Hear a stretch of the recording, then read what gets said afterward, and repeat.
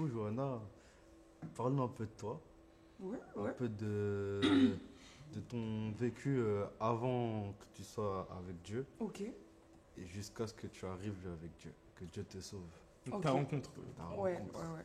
Du coup, Oui. j'ai grandi dans une famille chrétienne et tout. Et vraiment, mes parents, ma famille priaient tous les jours, lisaient la parole, etc. Et donc, du coup, j'ai grandi avec ça. Donc, moi aussi, je lisais, j'allais à l'église. Mais par obligation, en fait, j'ai envie de dire. Ouais. Parce que, comme mes parents faisaient ça, mes frères et sœurs, du coup, je devais le faire aussi. En fait, j'avais pas vraiment le choix, Oui, finalement. c'est sûr. Donc, en grandissant, j'ai fait beaucoup d'erreurs, beaucoup de bêtises. Je me suis vraiment perdue. Euh, J'étais pas dans un mood où j'étais vraiment bien dans ma peau, où je me sentais bien en fait. J'étais toujours euh, déprimée en fait. Ma vie était monotone quoi, j'ai Oui. envie de dire. Et du coup, j'ai grandi comme ça, les mois, les années sont passées. Et du coup, je me suis retrouvée à peu près à 16-17 ans à commencer à rechercher, mais en fait, c'est qui cette personne en fait que je dois prier tous les jours? Qui est cette personne Enfin, je lis la Bible, je lis la parole, mais en fait, j'en sais pas plus C'était devenu finalement. une habitude. Voilà, c'est ça. Je connais il y a des passages de la Bible que je connais par cœur à ce moment-là dans ma Oui. vie, mais sans plus, quoi. C'est pas, ça fait pas, ça n'a pas un impact sur ma vie. D'accord. Et finalement, voilà, je grandis avec ça. Et puis, il y a une période de ma vie, j'approche les 18 ans et je commence à faire souvent des cauchemars dans la nuit, des rêves bizarres où je me vois, je vais mourir en fait. Il va se passer des choses dans ma vie et quand je vais mourir, je vais aller en enfer parce que j'ai pas donné ma vie à ce Dieu en fait, à ce Seigneur, celui qui veut me sauver la vie finalement. Et du coup, j'avance comme ça et puis je ressens un mal-être qui grandit de plus en plus et je commence à rechercher. En parallèle, tous les dimanches, il y a, enfin du moins 2 dimanches par mois à peu près, on a une réunion de jeunes et finalement on commence à parler du Saint-Esprit, etc. Et ça m'intéresse de plus en plus. Un jour, il y a une soirée où justement je suis absente et ils commencent à parler du baptême du Saint-Esprit et tout. Et j'ai plein d'échos, j'entends, il y en a qui se sont fait baptiser du Saint-Esprit et tout, ils commencent à parler en langue et tout. Ça donne Et je envie. trouve ça trop bien et je me dis, mais moi aussi je veux connaître, je veux que le Saint-Esprit puisse venir me transformer aussi. Puis j'en ai besoin dans ma vie, je suis pas bien, je vais mal, je suis perdue. Donc j'ai Oui. besoin de ce Dieu en fait finalement. Et donc, du coup, je suis là, je commence à me fixer des objectifs. Et je vois qu'en fait, je suis en train de prier pour ça, mais ça n'arrive pas encore. Ça n'arrive pas, ça n'arrive pas. Et finalement, on était en février. Et là, je commence à me poser et tout, et à me donner des objectifs. Et je dis, mais en fait, Seigneur, je veux te connaître avant mon anniversaire qui est le 23 mars. Ah, intéressant. Ouais. Et du coup, en fait, je dis, là, on est en février, on est en mi-février. Oui. Et je dis, Seigneur, mais là, il me reste un mois, je veux te connaître à ce moment-là. Je veux pas passer mes 18 ans, parce que c'était en 2018, je suis en 2000 et tout. Je veux pas passer mes 18 ans sans te connaître. C'est impossible pour moi, c'est pas possible. Sinon, j'ai l'impression que je vais mourir, en fait, clairement. Le connaître dans le sens où tu Allez. veux que le Saint-Esprit te visite Oui, ou... je veux que le Saint-Esprit me visite, je veux aller plus loin avec Dieu, je veux connaître ce Jésus que je prie, etc. Je veux aller plus loin, en fait, dans ma relation avec Dieu. Et en fait, là, je suis là et je commence à prier souvent pour ça et tout. Et là, je vois que ça passe toujours pas. On arrive au 11 mars, justement, date clé dans ma vie, vraiment, parce que c'est le début de ma vie, clairement. D'accord. Du coup, je suis là, je m'enferme dans ma chambre et tout. Et je commence à prier. Je dis, mais je veux recevoir, je veux recevoir, je veux recevoir, Seigneur, je veux recevoir, descends sur moi. Je veux être visité par toi, je veux te connaître. Et je suis là, je passe 1 heure, 2 heures, 3 heures, 4 heures de la prière. Et j'attends, et je prie, et je prie, et je prie, et je prie, et je prie. Et je dis, je lâche pas. Je regarde et tout, des fois, ma montre et tout. Et je me dis, mais toujours pas. Mais je continue, c'est pas grave, je persévère et je suis à fond. Et je veux vraiment le connaître. Et ce soir-là, j'ai pris vraiment des positions et j'ai dit, mais en fait, je veux te connaître maintenant ou jamais, en fait. C'est tout de suite. Et là, je commence à parler en langue. Et j'étais choquée moi-même. Je me dis, mais c'est quoi ce truc? Oui. Après, je commence, je m'arrête pas. Et je suis en train de remercier Dieu. Et je suis en train de pleurer. Et je suis contente. Et je suis refaite, en fait. C'est le début de ma nouvelle vie. Je vois qu'il se passe vraiment un truc et que, en fait, Dieu existe. Dieu existe pour moi. Et ça devient une réalité à ce moment-là dans ma vie. Et du coup, je suis trop contente. Je suis là. Et je me rappelle et tout. J'étais encore chez mes parents. Et je vais voir mes parents et je leur dis, hey, je suis baptisée du Saint-Esprit, le Seigneur il est là, il existe et tout, il est vivant. Mes frères et sœurs qui habitaient plus chez mes parents et tout, je les appelle au téléphone, je leur dis, il est minuit, hein. Genre un truc comme ça. Et je dis, mais hey, je suis baptisée du Saint-Esprit les gars, Dieu il est vivant et tout, que des trucs comme ça. J'étais contente, c'était le début de ma nouvelle vie. Et après, du coup, les mois sont passés. Le 1er juillet 2018, justement, j'ai donné ma vie à Dieu en passant par les eaux du baptême aussi. Oui. Et voilà, c'était le début de ma nouvelle vie. C'est très intéressant parce que tu donnes déjà une leçon sur la persévérance. Parce que beaucoup de personnes prient, mais s'arrêtent au bout d'une petite prière. Et toi, tu montres que tu as prié pendant 1 heure, 2 heures, 3 heures, même 4 heures, jusqu'à recevoir. Donc tu n'as pas lâché. Et ça, c'est très intéressant de se dire que faut rester dans la persévérance. Même si toi, là, tu n'as pas. Même si là, tu n'as pas, continue de prier parce que Dieu, il t'entend, il regarde à ta persévérance. Et toi, tu as reçu parce que tu n'as pas lâché. Est-ce que tu aurais pu te dire, c'est bon, c'est le jour, il n'est pas venu, mais non. Tu as dit, maintenant, je veux recevoir et tu as reçu au nom de Amen. Jésus. Donc en fait, pour toi, ce moment-là, c'était... Est-ce que pour toi, ce moment-là, c'était le moment où tu as eu le plus la foi? Parce que là, en fait, tu as quand même dit, tu veux te connaître tout de suite, je le veux maintenant. Donc ça veut dire que tu étais dans l'optique où tu n'allais pas t'arrêter tant que ça n'allait pas arriver tout de suite, en fait. Donc là, c'est vraiment la foi aveugle, en fait. Pour moi, à ce que je comprends. C'est ça, mais je dirais pas que c'est le moment où j'ai le plus la foi, parce Ouais. qu'en fait, une fois que j'ai compris ça et qu'en fait, faut persévérer, en fait. Enfin, c'était la première fois. Oui, voilà, c'était Ouais. la première fois. Ouais, c'était la Un première acte fois. de foi, ce moment-là. Vraiment, vraiment. Parce que ouais, là, en fait, c'était vraiment genre, tu le veux, c'est maintenant. Ouais, c'est ça, et ma vie, elle a changé vraiment, je vous dis, à ce moment-là, c'était le début de ma nouvelle vie. Les prières avec foi sont les plus puissantes. Parce que plus on prie avec foi, plus nous sommes exaucés. Et là, tu l'as montré, la persévérance. La foi, ça rentre dans la persévérance. Et tu l'as montré. Et C'est par ça. ton témoignage, on voit que ça a été une réalité pour toi. Et comme pour beaucoup de personnes. Et moi, je voudrais du coup faire un autre pont sur ta relation avec Dieu. Qu'est-ce que tu pourrais conseiller à nos frères et sœurs pour améliorer leur relation avec Dieu? Qu'est-ce que je pourrais dire? Déjà, faut pas lâcher. Faut pas lâcher. Faut persévérer, faut prier. Faut vraiment passer du temps dans la prière, dans l'intimité avec Dieu. Faut vraiment lire la parole. C'est très important de lire la parole. Parce qu'en fait, si on lit pas la parole, et comme je le dis tout le temps autour de moi, si on ne lit pas la parole, on n'a pas d'appui finalement. On ne sait pas pourquoi prier. Et qu'est-ce qu'il faut prier, et qu'est-ce qu'il faut dire même dans nos prières. La parole de Dieu nous apprend tout ce qu'il faut faire finalement. C'est vrai. Et donc, il faut passer du temps dans la parole, prier et persévérer vraiment, passer du temps dans la présence de Dieu, dans la louange, même des fois dans le calme. C'est important des fois de rester dans le calme, qu'il n'y ait rien autour finalement, D'écouter. pour pouvoir entendre justement la voix de Dieu, pour pouvoir la reconnaître finalement. Parce que s'il y a beaucoup de bruit, beaucoup de distractions autour, on n'a pas le temps d'entendre en fait. Qu'est-ce que Dieu veut nous dire réellement? On fait des monologues, on fait que parler. C'est en fait. ça, c'est ça. Je voulais souligner aussi que prier, c'est pas uniquement se mettre à genoux et Carrément. on peut prier. Moi personnellement, quand j'ai commencé à prier avec Dieu, si j'étais dans ma cuisine, je faisais ma vaisselle et là je discutais. C'est comme si en fait je parlais tout seul. Quelqu'un qui Ouais, serait rentré, ouais. il serait dans la cuisine, il aurait vu que en fait lui il est fou, il parle tout seul. Mais en fait non, j'avais une conversation. Ouais. C'est vraiment une conversation, on a l'impression que je parle tout seul, mais pour moi je parle avec Dieu et des fois il me répond comme ça. Et je dis ah ouais, je dis ouais. Tu sais, des fois je dis ah ouais, c'est vrai en fait, j'avoue. Et c'est souvent comme ça que lui-même il me parlait, que moi j'avais des révélations comme ça, des choses qui étaient sous mon nez depuis longtemps. Et moi je suis là en truc. Et je lui dis les choses à haute voix, je dis, et il me dit, et là je me dis ah ouais, mais en fait, ah ouais, j'avoue.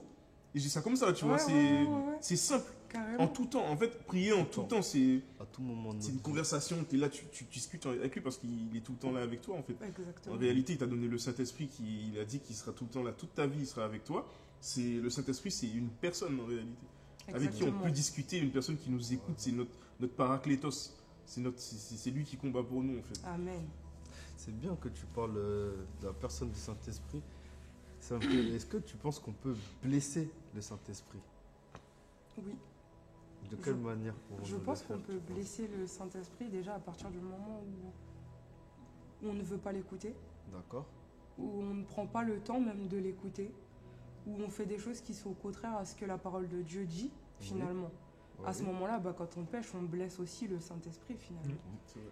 Quand on fait des choses qui ne glorifient pas Dieu, quand on néglige même le Saint-Esprit qui habite en nous, je pense qu'on le blesse finalement. C'est- Comme une personne, comme si on négligeait une personne qui vit avec nous, quoi. Oui. C'est ça. Et du coup, ça peut parasiter notre relation avec Dieu alors, le fait de blesser le Saint-Esprit. Je pense que oui, mais il faut pas s'arrêter à ça. Ok. Et je dirais tout de suite, et je rebondis tout de suite, faut pas s'arrêter à ça. Et d'ailleurs, c'est pour ça qu'il faut demander pardon même. Parce qu'on pêche chaque jour contre Dieu, contre le C'est Saint-Esprit. vrai. On fait toujours des choses qui ne sont C'est pas sûr. bien, sans même s'en rendre compte. Et il faut demander pardon. Mais il faut pas abandonner parce que finalement, on n'est pas... Personne n'est parfait. On fait tous des erreurs, on pêche tous, on fait tous des choses qui ne sont pas forcément bien.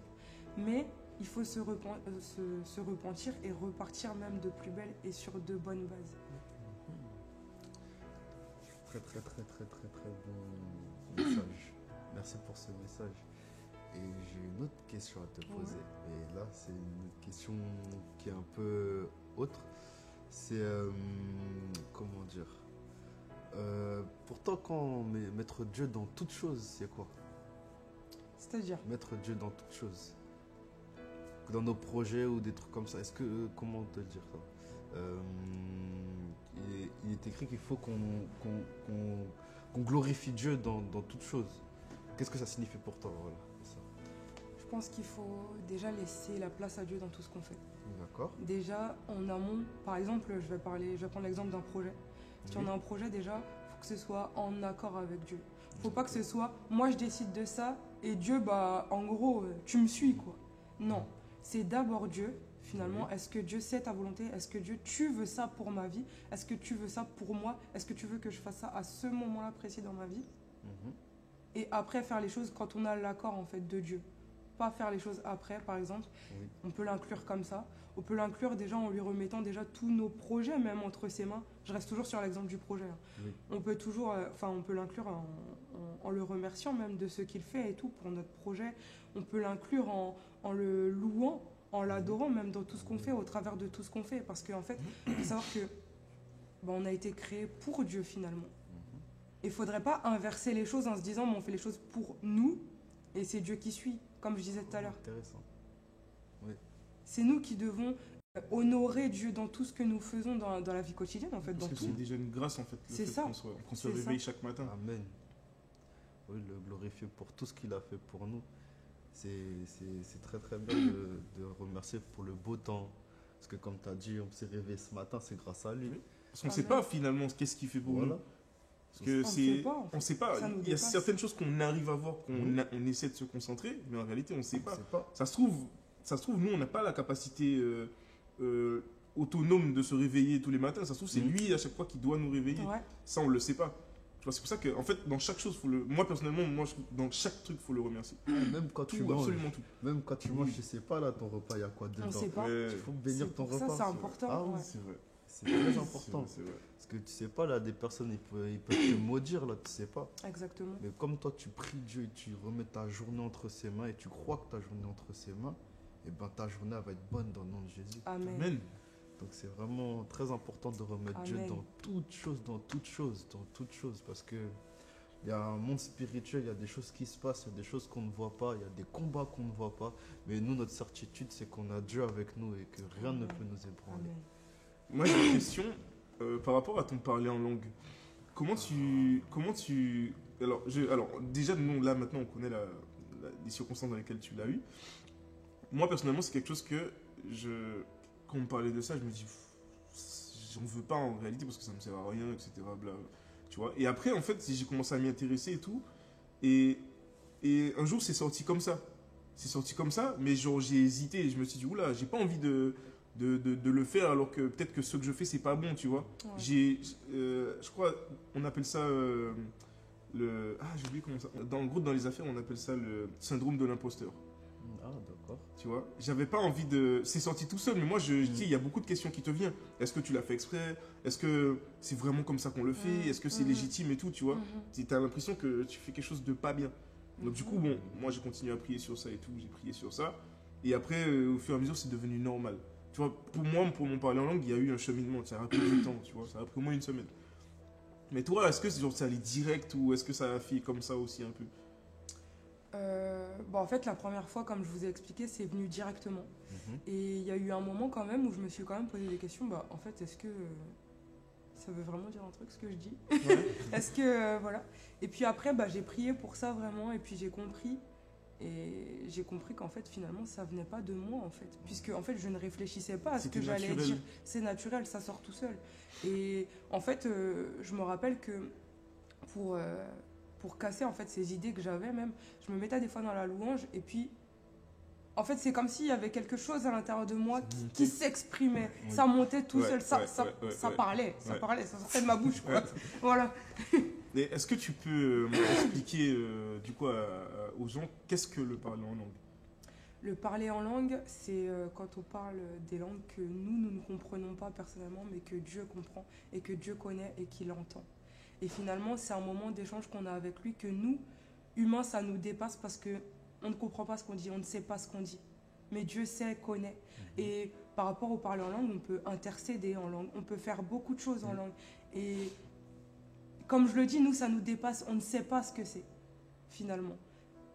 En réalité, je pense qu'il y a une part de nous qui sait ce qu'on dit, parce que quand on parle, Oui. tu sais, on parle mais on réfléchit avant Ouais. de parler, d'accord? Mais le parler en langue, en fait, c'est comme si c'est un canal direct qu'en C'est fait, ça. qui monte à Dieu. C'est ça, c'est un Déjà, canal, déjà ouais. quand on parle, il y a les esprits mauvais, etc. Ils peuvent intercepter ce qu'on dit, etc.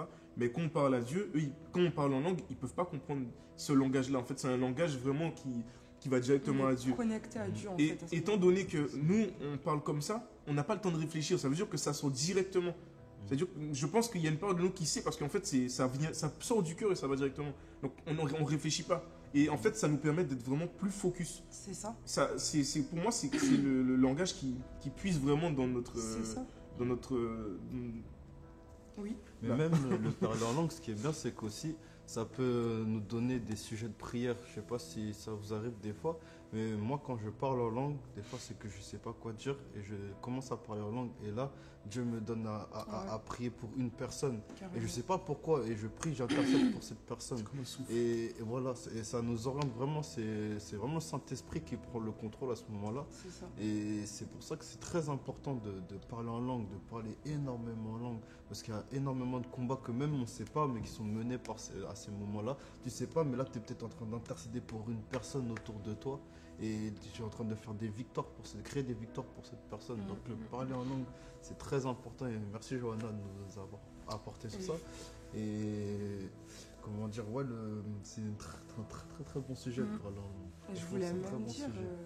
ça J'aime nous bien. édifie finalement de parler en langue aussi, parce que Amen. même, par exemple, quand on n'est pas bien, quand on est bien, n'importe en fait. Finalement, ça nous fait du bien de parler en langue et de se... Parce qu'en fait, ça nous permet de nous recentrer en fait vraiment sur Dieu. Mhm. Ça nous met dans un autre monde, dans une bulle en fait directement avec le focus. Seigneur finalement. C'est ça. On est focus sur Johanna, quand moi je suis arrivé, à l'église, on s'est rencontrés au Senpai, je crois, Oui. et je t'avais demandé de prier pour moi parce que j'étais dans une période où la vie ça allait très vite, etc. Je voyais pas beaucoup ma fille et tout, et à ce moment-là j'avais peur de la perdre. Tu sais, je suis un nouveau papa, etc. Et toi tu as prié pour moi et tu m'as raconté ton témoignage qui m'a un peu bouleversé parce que toi, tu as vécu en soi la situation que moi j'avais, qui me terrifie. C'est la pire, pour moi, c'est aujourd'hui la pire des choses qui peut m'arriver. Et toi, tu m'as lâché ça comme ça, tu m'as dit que ça t'est arrivé du coup. Donc j'aimerais bien que tu nous en parles, que tu nous racontes comment ça s'est passé, etc. Et comment Dieu il a agi, comment toi ça a fortifié ta foi et ta relation avec Dieu. En 2021, du coup, j'ai eu une fille avec du coup mon mari. et finalement, au début, elle allait très bien. Sa santé était très bien. Elle commençait à se retourner, faire plein de choses, etc. Et de ces 3 mois à ces 8 mois, j'ai commencé à avoir des choses un petit peu étranges en fait dans son comportement, etc. Et finalement, j'allais voir des médecins à chaque fois qui me donnaient aucune réponse. Donc en fait, finalement, ils me disaient qu'en fait j'étais une jeune maman ou des choses comme ça, et que du coup je m'inquiétais pour rien, plein de choses.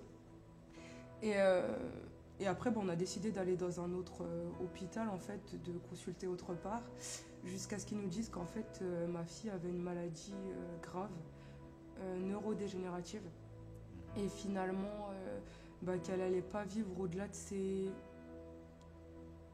18 mois, 2 ans, un truc comme ça, quoi, selon la situation. Et du coup, à partir de ce moment-là, je connaissais déjà Dieu, hein, etc. J'ai remis ça entre les mains de Dieu. J'ai essayé de ne pas m'inquiéter pour ça plus que ça. Et en fait, il y a toujours eu une paix à partir de ce moment-là qui m'a accompagnée. Finalement, maintenant que j'avais le diagnostic, en fait, entre guillemets, finalement, j'ai remis ça entre les mains de Dieu directement. Et pendant tout le long, il y a eu beaucoup de moments où j'ai passé des semaines à l'hôpital, beaucoup de nuits à l'hôpital, etc. Et en fait, pendant ces moments-là où j'étais à l'hôpital avec ma fille, je parlais beaucoup à Dieu. Parce qu'en fait, j'étais toute seule avec elle et finalement, je passais des nuits blanches à parler en fait à Dieu, à raconter toute ma vie, à lui dire mes peurs, mes doutes, ce que je voulais, ce que je ne voulais pas. Et il y a toujours eu une paix qui m'a accompagnée et le Saint-Esprit m'a toujours comme soufflé à l'oreille qu'il serait toujours là pour moi, que Dieu ne m'abandonnerait pas, qu'il serait là dans les moindres détails, dans les moindres moments de ma vie. Et qu'en fait, finalement, même si ma fille, ça s'arrangeait ou ça s'empirait, finalement, il serait là pour moi. Et que si ma fille décédait, par exemple, il se glorifierait en me consolant, en me donnant une consolation qui serait surnaturelle, finalement. Ou, s'il la guérissait, en fait, finalement, si elle était guérie, elle était guérie. Et gloire à Dieu, tant Dans mieux. tous les cas, ouais. Voilà, c'est ça. Mais que finalement, Dieu allait se glorifier quelle que soit la situation et peu importe ce qui allait arriver par la suite. Et donc, il ne fallait pas que je m'inquiète parce que Dieu était ma paix finalement à ce moment-là. Donc, les mois sont passés, etc. Et puis finalement, ma fille, elle est décédée. Et à ce moment-là, en fait, je ne me suis pas retrouvée peut-être comme tous les autres parents, peut-être qui perdent leur enfant à cet instant-là, mais j'ai eu une paix qui m'a accompagnée. Et un autre petit témoignage.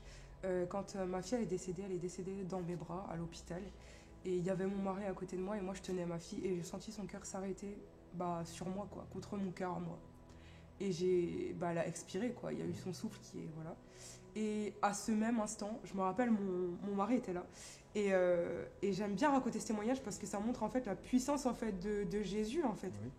Mon mari était là et en fait c'est comme si Jésus était là à côté de mon épaule, derrière mon épaule, qui prenait l'âme de ma fille dans ses bras, en fait, finalement. Quand elle est décédée dans mes bras, humainement parlant, finalement, physiquement, en fait, Jésus avait pris son âme, en fait, finalement. Et ça m'a donné une paix. Je me rappelle, quand elle est décédée, j'arrêtais pas de dire à mon mari à côté de moi, elle est avec Jésus maintenant. Je la vois, elle est avec Jésus. Elle est avec Jésus. Et en fait, je répétais ça en boucle et il y avait les médecins autour de nous, tout le monde courait et tout. Évidemment, c'est quelque chose de grave, quoi.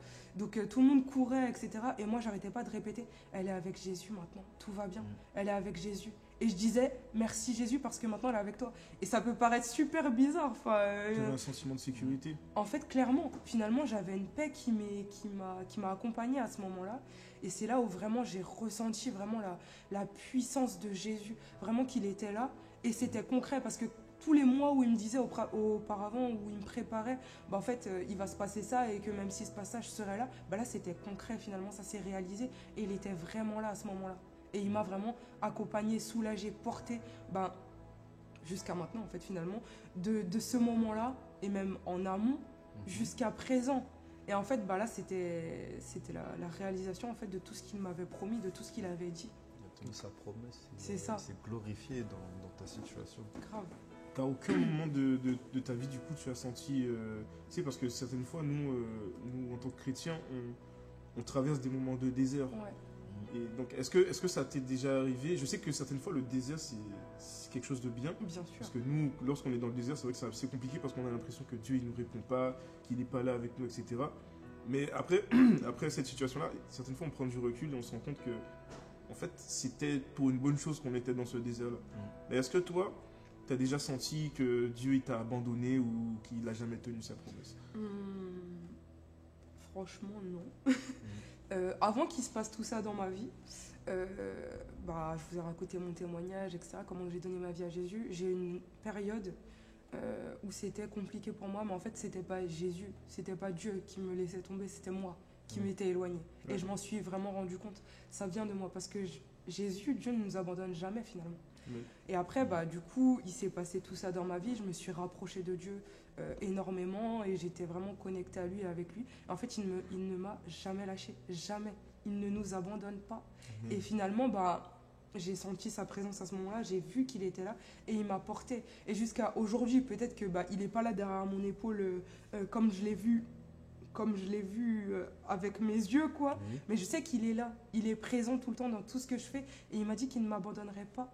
Et je le sais aujourd'hui et j'en suis sûre. Et cette parole, je l'ai acquise en fait. C'est ma parole finalement. Il m'a dit qu'il ne me laisserait jamais tomber dans tous les jours de ma vie, dans tout ce que je traverserai dans ma vie. Et c'est le cas. Et je sais que c'est le cas. Et tout le monde pourra me dire ouais mais non, ouais mais si, ouais mais... Enfin, peu importe. Je sais qu'il est là. Il me l'a dit. Donc il le fait en fait finalement. Amen. Tu vis avec la foi en fait. C'est ça. Ce qui est demandé de vivre avec la foi. Et Dieu, il n'est pas un homme pour mentir. Amen.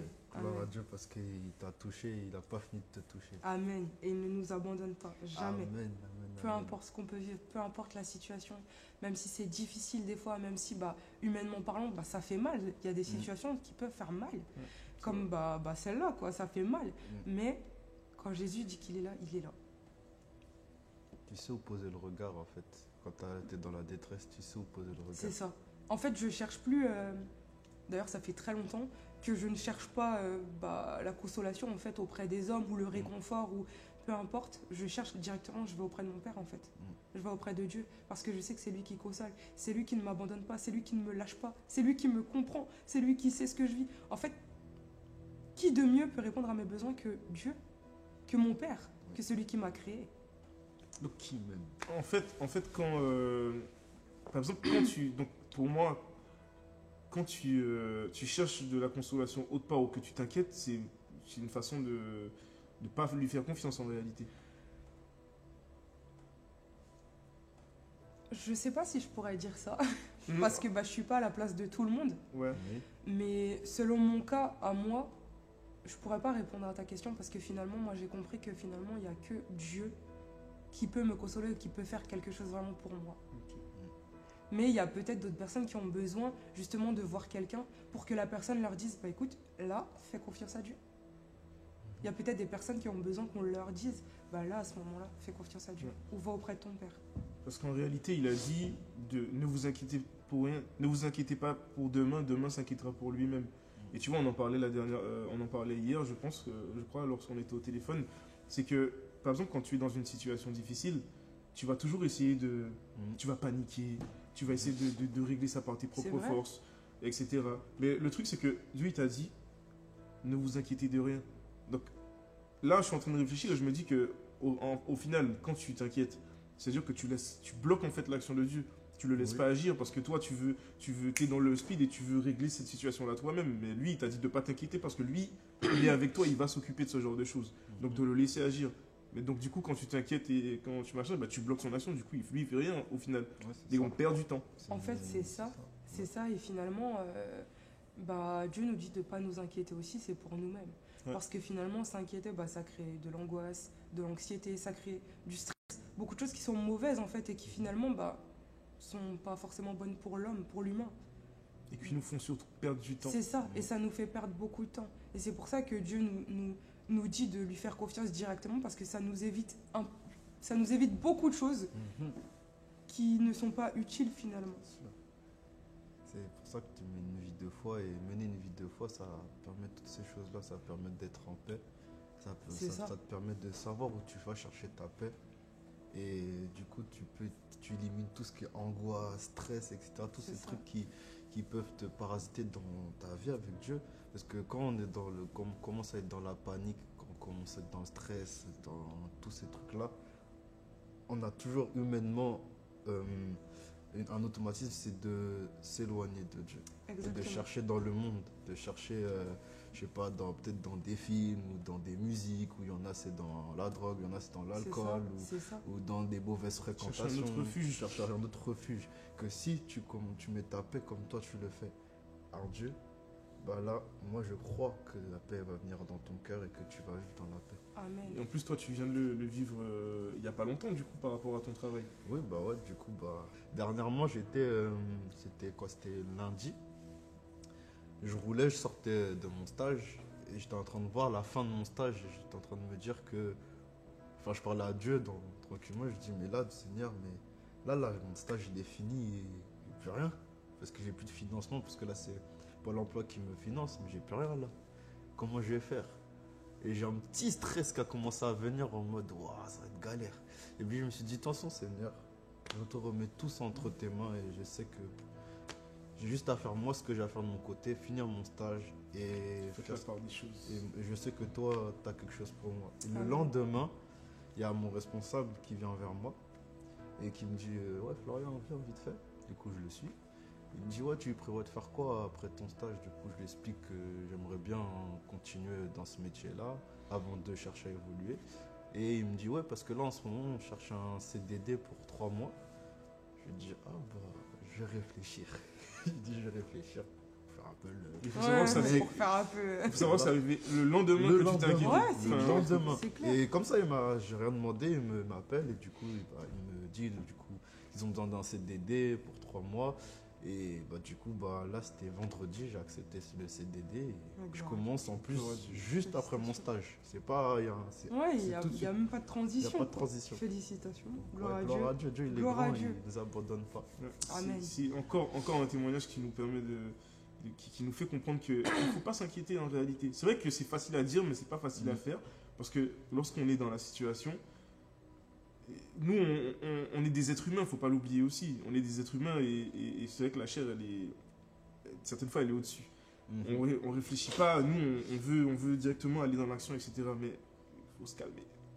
Il faut vraiment laisser. Je pense que, ouais, en réalité, quand on fait ça, on ne le laisse pas agir. Mhm. On le laisse pas agir parce qu'on lui fait pas confiance en réalité, réellement. C'est pour ça qu'il faut crucifier ça, notre chair. Mais pour le faire, moi, dans ma vie, c'est ce que j'ai fait. C'est plus on passe de temps avec Dieu, comme on a parlé tout à l'heure, plus on médite sur la parole, plus on connaît notre Dieu, et ben Dieu, il va... Parce qu'il y a un endroit dans la Bible qui est écrit qu'il faut marcher avec l'esprit et vivre avec l'esprit, selon l'esprit. Et pour le faire, en fait, je ne vais pas dire tout simple, mais il faut passer du temps avec Dieu, il faut méditer, il faut nourrir notre esprit de la parole. Et à force, eh ben, le Saint-Esprit prendra le dessus sur la chair. Parce que si on nourrit notre chair, la chair prendra le dessus. Mais si on nourrit notre esprit, c'est l'esprit qui prendra le dessus. Amen. Et il ne faut pas lâcher. Et même si on lâche, il faut savoir que Dieu, il a toujours les bras ouverts pour nous accueillir. Amen. Amen.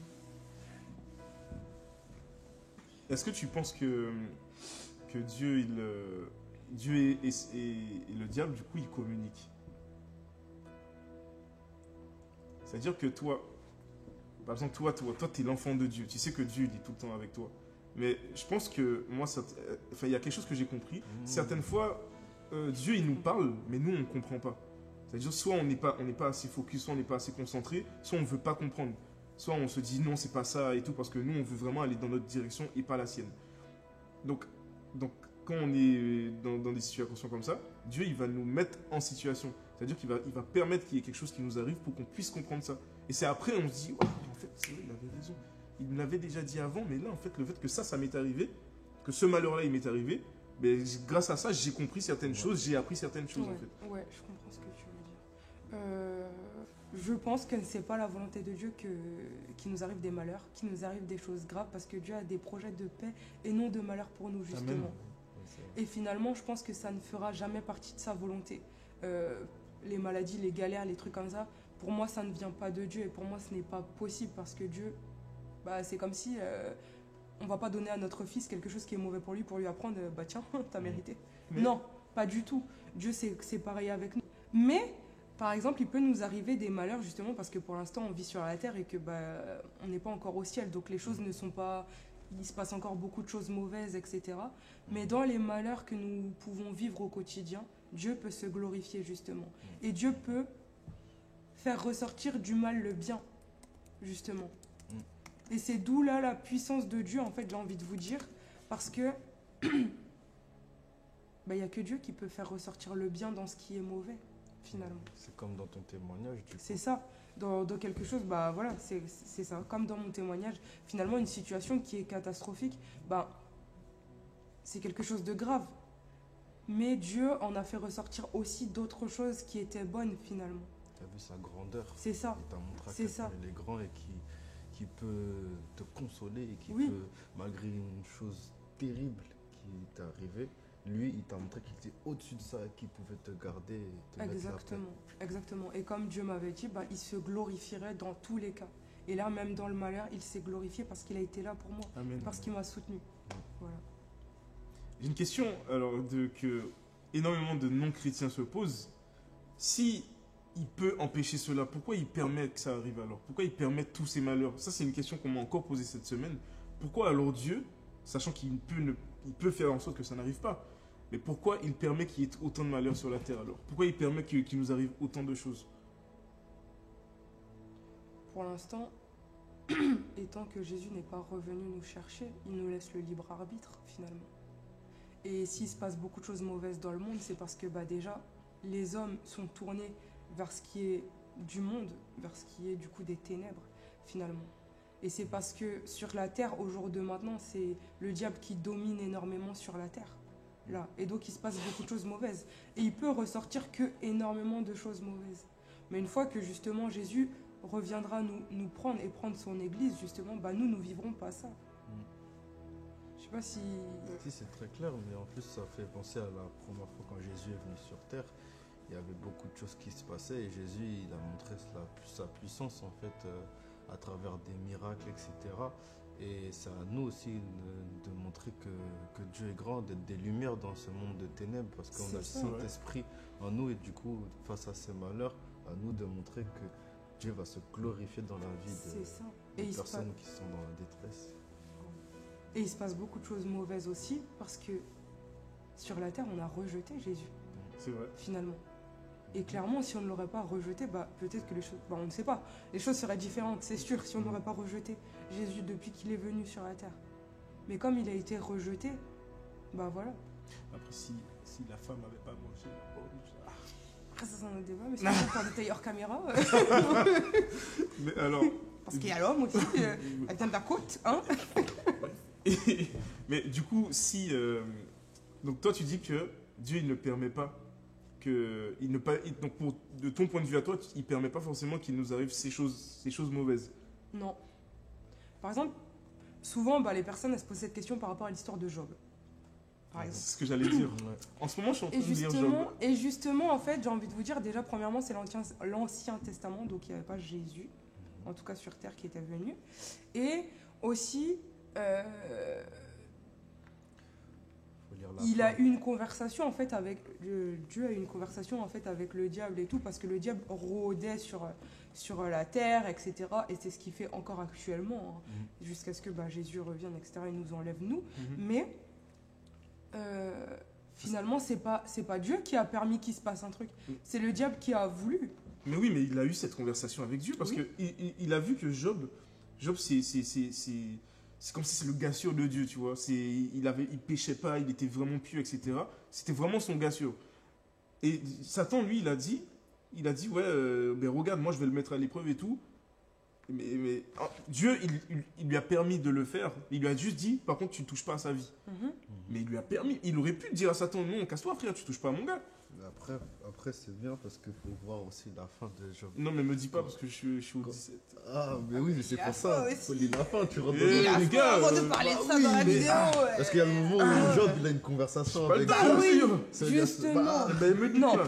En vrai, La suite au prochain épisode. oui, lis tout Job, Oui. après on en reparle. Ok. Voilà, parce Ok. que dans la conversation de Job avec Dieu. On va faire une émission spéciale sur ça alors. Sur les Vas-y. épreuves. Attends, tu vas être dans À tout moment, on te spoil si tu veux.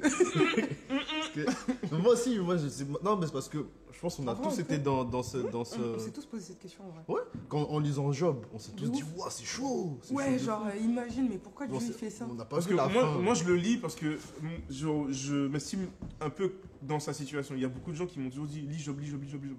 Depuis le début de l'année et là Qui ça lit Job? Pourquoi je lis Job Parce que je suis un peu comme ma situation actuelle en fait elle apparente la sienne. Ouais, mais il faut voir aussi la manière dont Job il prend les choses. Tu vois, quand Job il parle, à aucun moment il demande à Dieu de le sauver. Non, lui vois. il veut mourir. Voilà. Oui, mais c'est ça le problème. Oui. Il dit Dieu, tu t'as permis tout cela, Parce qu'il c'est en pas peut plus. grave. Il se tourne pas vers le Dieu dans le montre. bon sens. Et à ce moment-là, à la fin, je vais te spoiler, je suis obligé parce que tu as Mm. lancé le truc. Il dit je ne te connaissais pas. J'avais entendu parler de toi, mais je ne te connaissais pas. Et Qui là, Job ou Dieu Job qui dit Job ça à qui Dieu. dit ça à Dieu. Parce qu'il parlait mal en fait. il disait Seigneur, tu as permis. Il acceptait en fait. Mon cœur, il a Depuis, sauté là. Ça fait plusieurs fois, ça me fait ça en plus. Et du coup, Job, il a accepté la situation. D'accord. Tu vois. Ça long. C'est pour ça, et moi je sais parce que moi aussi je suis passé par ce cas-là en lisant Job et je suis pas allé jusqu'à ce passage-là. Et Moi je me aussi. disais, waouh, mais c'est chaud, Job c'est un homme, il était là, il a Qui tout ça, il était- continue à rester. Je lisais Job chapitre 1, voire 2, Ouais. et je me disais, mais c'est quoi ce délire? Genre, Ouais, pourquoi Dieu voilà. laisse ça? Je ferme ma Bible, je passe à un autre truc ou un autre livre ou quoi. Mais en fait, si tu sais pas la fin de Job, bah, tu pourras vois, toujours te poser des voilà, questions. c'est ça. Ok, bah, Donc ça, je tu vais peux finir couper en Job, soi. parce qu'il y a- dans, je la, vais- dans la- spécialement. C'est vrai, il y a Je- entendre parler de Dieu et connaître C'est Dieu, vrai. c'est deux Bon, choses c'était le différentes. sujet de notre dernier senpai du coup. Oui, Oui. tout à fait, tout à fait. Ah, le responsable senpai, il a mis du temps. C'est C'est vrai. égaré là. Mais en vrai, c'est vrai. Ouais, c'est vrai. Mais oui. Bah, Lis la suite de Job. c'est un peu comme toi avant que tu rencontres Dieu. Parce que toi, en fait, tu étais dans un système où tes parents ils allaient à l'église, que du coup, en fait, c'est devenu un automatisme, et tout, etc., etc. Mais c'est pas parce que tes parents ils sont chrétiens et que toi tu vas à l'église tous les dimanches que tu connais forcément Dieu. Bien sûr, Voilà. je connaissais rien du tout. Rien du tout. Je lisais ma Bible et comme je vous l'ai dit, je connaissais des chapitres par cœur. Il y a plein de psaumes que là, je peux vous débiter et tout, mais je comprenais pas le sens. Ou de livres de la Bible, dans Ésaïe, dans tout. En fait, Ouais, je connaissais rien, en fait. Ouais. je connaissais rien. Tu avais entendu parler de Voilà. Dieu, mais en fait, Dieu ne s'était pas révélé à toi. en Amen, fait. Voilà. exactement. Et quand Dieu se révèle à toi, c'est là que tu vois sa toute Et puissance. faut dire aussi que je ne cherchais pas plus loin avant aussi. Et quand on ne cherche pas plus loin, bah forcément, bah, On va pas le on voir. reste, on comprend seulement en surface. C'est pour ça qu'il faut passer du temps avec Dieu. On revient toujours à ça, mais passer du temps avec Dieu pour mieux le connaître et le laisser se révéler à nous et nous montrer sa toute puissance. Amen. Je pense qu'on va s'arrêter là pour aujourd'hui. Est-ce que tu penses que il y a quelque chose que tu veux dire ou il y a quelque chose que tu veux raconter encore? Je voudrais juste dire franchement, Oui. n'abandonnez pas. Faut jamais lâcher. Faut jamais lâcher Dieu. Faut jamais lâcher parce que Dieu ne nous abandonne pas. Dieu est toujours avec nous. Jésus est toujours là pour nous. Et en fait, des fois, on a l'impression de ne pas le voir, de ne pas l'entendre. Mais il ne faut pas s'arrêter à ça. Il faut persévérer. Il faut croire qu'il est là. Il faut croire qu'il est puissant. Il faut croire qu'il veut quelque chose, qu'il veut notre bien aussi. Il ne nous abandonnera pas. Et je vous invite aussi à persévérer dans la prière, persévérer dans la lecture de la parole parce que c'est la clé, c'est la base de la vie. On vit dans un monde qui est compliqué, qui est difficile aujourd'hui. Et si on n'a pas les clés, les bases, les fondations, bah, on ne peut pas avancer. Et c'est pour ça que je vous invite vraiment à lire la parole de Dieu parce que bah, c'est la base de toute chose. Amen. Voilà, soyez bénis. Merci Johanna. Merci, fort pour ce message. Tu as fait un truc Lisez de la ouf, frère. parole. Là, j'ai commencé